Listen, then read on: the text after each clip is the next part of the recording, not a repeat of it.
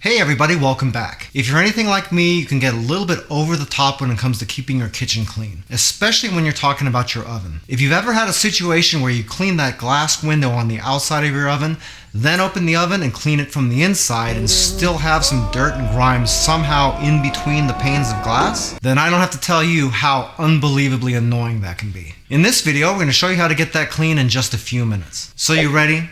Let's get into this. To do this, all you need is a couple of clean microfiber cloths, some sort of spray cleaner. I'm actually using Dawn Ultra Power Wash Platinum Dish Spray. You'd be amazed how good this works. You don't have to use oven cleaner or anything extravagant. This will cut that grease really good, and the sprayer on it is really good, so that's what I'm using. You can use something else, whatever works for you. The only other thing you need is a tool to open your oven door. Mine happens to use big Phillips head screws, so I'm using a Phillips head screwdriver. One quick thing to know, you are going to be partially disassembling your oven door. It sounds really daunting, but it really is super easy, barely an inconvenience. Where have I heard that before? Probably just my imagination. Anyway, just keep in mind that taking any of the screws out of your oven door may void your warranty. So really, this is something you may not want to do unless your warranty is expired. The first thing you really want to do is make sure the front of your oven glass here is clean, and also the inside surfaces here of your oven as well. That way you can be sure that when you're cleaning the inside of the glass, everything that you're cleaning is actually on the inside and not something caked onto the outside someplace. Don't ask me how I know that. So we'll go ahead and spray the outside here, and we're going to wipe that down really good, make sure it's nice and clean, and we'll do the same on the inside of the door. And you're going to want to wipe that down really good, really focusing on the area where the glass is. Once you got this clean, we can open up the door. There's going to be two screws that hold this closed. One up in the corner right here, and one all the way up in the corner on the other side right here.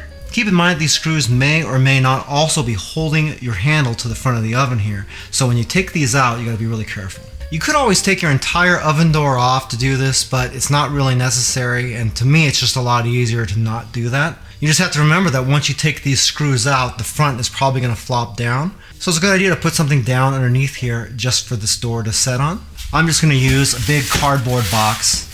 Set it right there, no problem. For our next step, we can remove these screws. Like I said before, mine are Phillips screws, but yours could be different. They could even be Torx screws or security Torx screws.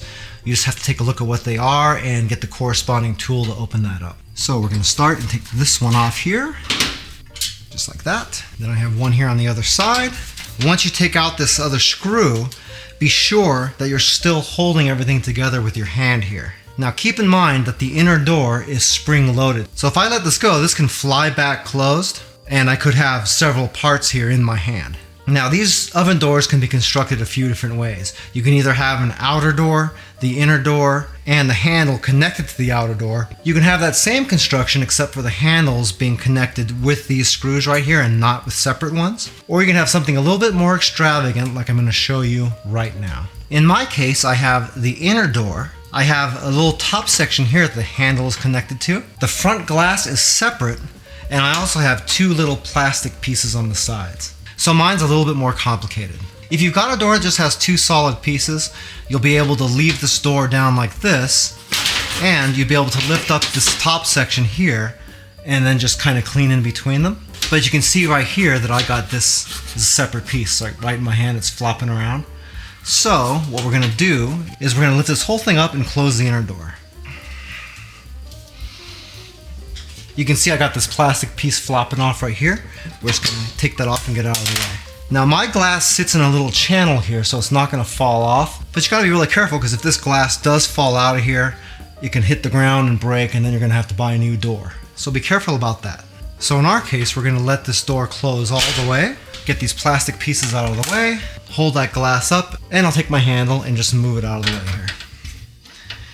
We're just going to pick this glass up, and we can set it face down on top of my box right here. Now we have access to the inside of the outer door and the outside of the inner door. So we'll just spray this down, spray that down as well, and we can just carefully use that same microfiber towel that we had. Get that glass all nice and clean. Just be careful with this, especially if you're doing what I'm doing and setting it on a box or something, because you don't want to slide this right off of here and knock it on the ground for obvious reasons, right?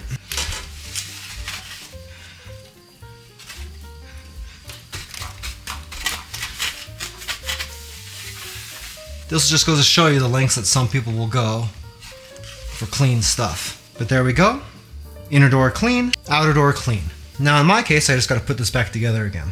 By the way, if this is your first time here and you want to learn some cool new recipes, get some great cooking tips and tricks and all sorts of other kitchen related things, then start now by subscribing to the channel and clicking the notification bell so you never miss a thing. My glass door sits on this little ledge here, so I'm going to pick this up, being sure I don't touch any of the area that I just cleaned here that's going to be visible.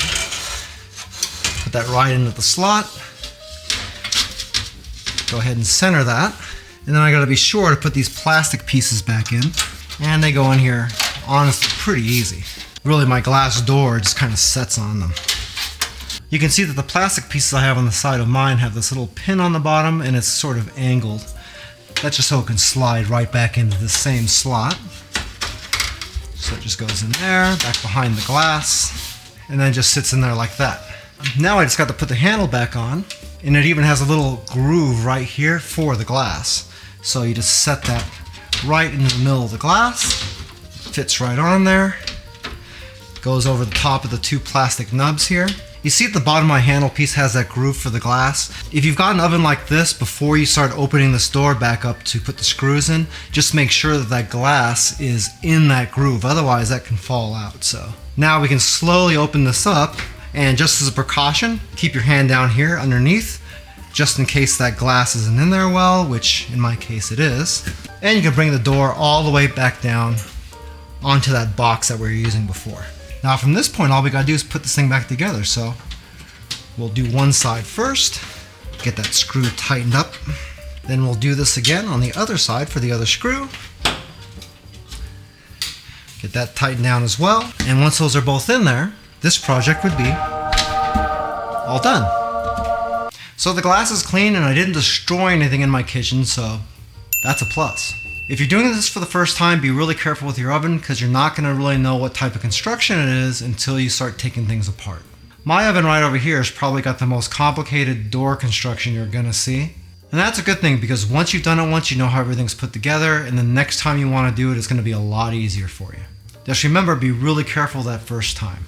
If you like this video, you might like this one right here where we show you several different ways to clean stainless steel pans. If you do that the right way, you'd be surprised at how easy it really is to maintain those. So that's it for now, and I hope to see you back again here really soon. And until that time, I'm Joe, and I hope you have a phenomenal day. Take it easy.